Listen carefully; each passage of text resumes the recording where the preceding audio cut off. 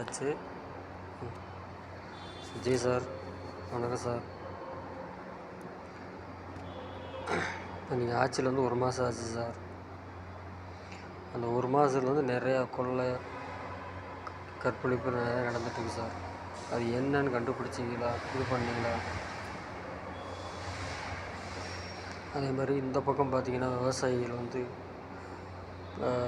இது பண்ணிகிட்ருக்காங்க, இப்போ போராட்டம் பண்ணிகிட்ருக்காங்க. அதுக்குன்னு ஒரு தீர்வு பண்ணாமல் வச்சுருக்கீங்க. ஏன்னா நீங்கள் ஏற்கனவே ஃபஸ்ட்டு 2வது கையெழுத்தே நீங்கள் விவசாயத்தை தான் சொன்னீங்க. இப்போ கேட்டால் அது வந்து இப்போ நீங்கள் வந்து மௌனம் சாதிக்கிறீங்க. ஏன் சார் அது? எல்லோரும் உங்களை வந்து ஓட்டு போட்டிருக்காங்க சார். நீங்கள் வந்து நல்லது செய்வீங்க தான் சார், நல்லது செஞ்சுக்கிட்டு தான் சார் இருக்கீங்க, அது பிரச்சனை இல்லை. இந்த விவசாயிகளுக்கு ஒரு தீர்வு காணுங்க சார். ரொம்ப கஷ்டப்படுறாங்க. விவசாயம் இல்லைன்னா எதுவுமே இல்லை சார். என்னை பொறுத்தவரை விவசாயம் இல்லைன்னா எல்லோரும் மண்ணை திங்கணும். ஏன்னா இப்போ நிறைய இடத்துல விவசாயம் அழிஞ்சிருச்சு. பிளாட் அதையும் போட்டு விவசாயத்தை அழிச்சிட்டாங்க. இருக்கிறது கொஞ்சம் கொஞ்சம் தான் இருக்குது சார்.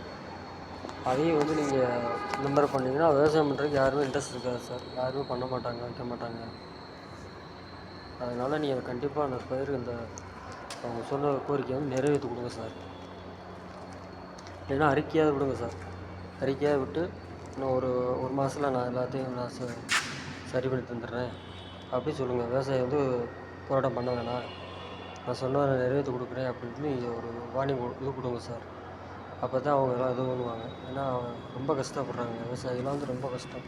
நம்மலாம் வந்து நான்லாம் விவசாயத்துக்கு இதுதான், விவசாயத்தை சேர்ந்தது நான்லாம். ஏன் இப்படி வராமல் இருக்குன்னா எல்லாமே விலைவாசி எல்லாமே ஏறி போச்சு, வந்துருச்சு.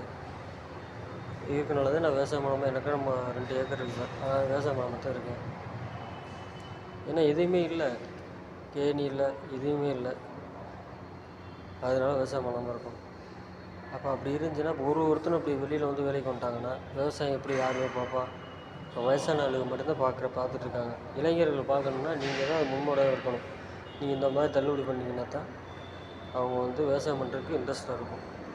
அதே மாதிரி விவசாயம் பண்ணுறவங்களுக்கு வந்து நீர் பைப்பு, அந்த பைப்பு இது பண்ணி கொடுக்குறாங்களே, அதை வந்து ஒரு இது பண்ணி கொடுங்க அவங்களுக்கு. விவசாயிகளுக்கு பண்ணி கொடுத்தீங்கன்னா அதுலேயும் விவசாயம் பண்ணுவாங்க. இளைஞர்களும் விவசாயம் பண்ண ஆரம்பிப்பாங்க. சில இடத்துல வந்து விவசாயமே தண்ணி இல்லாமல் ஒன்றும் இல்லாமல் விவசாயம் பண்ணாமல் அப்படியே போட்டாங்க. சில பேர் பிளாட்டு கட்டிட்டாங்க. அதனால் விவசாயம் வந்து அழிஞ்சிக்கிட்டு வருது சார். நீங்கள் வந்து இது படத்தில் வந்து சொல்லுவீங்க விவசாயம் அழியக்கூடாது அப்படின்னு. ஆனால் நீங்கள் வந்து இப்படி பண்ணுறீங்களே சார், ஏன் சார்? அதை வந்து சரி பண்ணி கொடுங்க சார். நீங்கள் ஒரு அறிக்கையாவது விடுங்க. போராட்டம் பண்ணிகிட்ருக்காங்க. அதே மாதிரி அந்த பக்கம் வந்து செவிலியர் அவங்களும் வந்து நம்ம நாள் போராட்டம் பண்ணிகிட்ருக்காங்க. அதையும் சரி பண்ணுங்கள். அதே மாதிரி மின்வெட்டு வந்து அதிகமாக வந்து ஆகிட்டுருக்கு. அதுக்கு வந்து என்ன தீர்வு பாருங்கள். அது யார் என்ன பண்ணுறா? அதை வந்து வேணும்னே ஆஃப் பண்ணுறாங்களா, இல்லை அடுத்த கட்சிக்காரங்க வந்து வேணும்னே ஆஃப் பண்ணுறாங்க, உங்கள் பேரை கெடுக்கிறதுக்கு பார்க்குறாங்களா? அதை வந்து சரி பண்ண பாருங்கள். அதுக்கு ஒரு குழு அமைச்சு அதை சரி பண்ணுங்கள். அப்போ தான் சார் உங்கள் பேர் கிடையாது. இப்போவே உங்கள் பேர்லாம் நிறைய கெட்டுக்கிட்டு சார். நீங்கள் நல்லதாக பண்ணிகிட்ருக்கீங்க. ஆனால் கூட இருக்க அதான் எதிர்கட்சியில் உள்ளவங்க வந்து எல்லா வேலையும் பண்ணிகிட்ருக்காங்க. தயவுசெய்து பண்ணாதீங்க. அதே மாதிரி நீங்கள் அந்த படத்துலலாம் நடிக்கிறாங்க. படத்தில் நடித்து அந்த காலத்தில் வந்து பாரதி ராஜா மாதிரிலாம் இன்னும் வந்து டேரக்டர் யாரையும் பார்க்க முடியாது சார். ஏன்னா அவங்க வந்து கிராமத்தில் வந்து பெண்களை எடுத்து படம் நடிக்க வச்சுருக்காங்க. ஆனால் இப்போல்லாம் அப்படி இல்லை. கிராமத்து பெண்கள் என்ன அழகு இல்லையா? கருப்புங்கிறது ஒரு அழகு இல்லையா?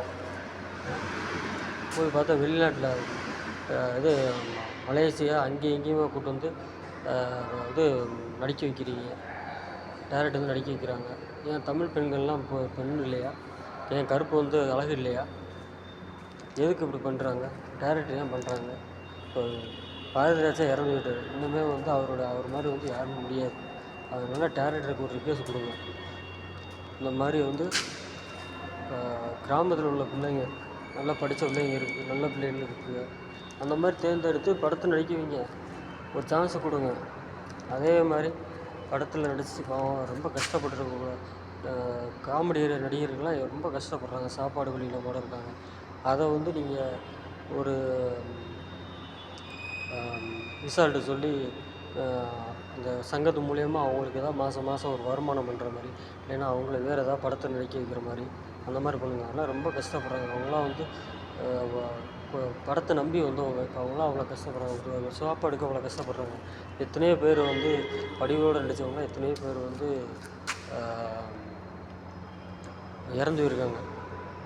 சாப்பாடு வழி இல்லாமல் ஒன்றும் இல்லாமல் இறந்துருக்காங்க. அந்த மாதிரிலாம் வேணாம் சார்.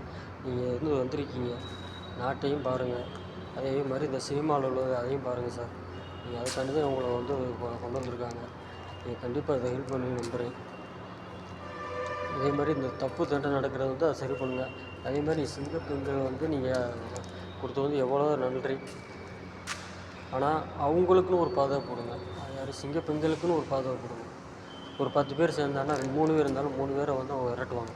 அவங்களுக்கு ஒரு துப்பாக்கி, ஏன்னா ஒரு இது அவங்க ஆக்ஷன் எடுக்கிற மாதிரி, உடனே ஏதாவது அவங்க மேலே ஏதாவது ஆக்ஷன் இது பண்ணாங்கன்னா அவங்க ஆக்ஷன் எடுக்க அடிக்கணும், இல்லைன்னா துப்பாக்கி சுடணும். அந்த மாதிரி ஒரு பர்மிஷன் கொடுங்க. அப்போ தான் வந்து அடுத்த பயப்படுவோம். இல்லைன்னா சிங்கப்பெண்கள்னால பயராட்டு அவங்க கீழே தூக்கிடுவாங்க. அதனால அவங்களுக்கு ஒரு பதவி, அதுவும் அவங்களுக்கு ஒரு இது கொடுங்க, துப்பாக்கி கொடுங்க. இல்லைன்னா அவங்களுக்கு ஒரு லத்தி சார்ஜ் அந்த மாதிரி ஏதாவது கொடுங்க. அவங்க வந்து என்ன பண்ணாலும் கேள்வி பதில் இல்லாத மாதிரி கொடுங்க. சிங்கப்பெண்களுக்கும் ஒரு பாதுகாப்பு வேணும் கண்டிப்பாக. சிங்கப்பெண்லாம் அனுப்புற பற்றி பிரச்சனை இல்லை சார். ஒரு 10 பேர் சேர்ந்தாலும் 3 பேராக இருந்தாலும் 4 பேராக இருந்தாலும் அவங்க இது பண்ணுவாங்க. அதனால சொல்கிறேன், அவங்களுக்கு ஒரு பாதுகாப்பு கொடுங்க கண்டிப்பாக. இதெல்லாம் வந்து பண்ணு நம்புகிறேன் சார். Thanks sir.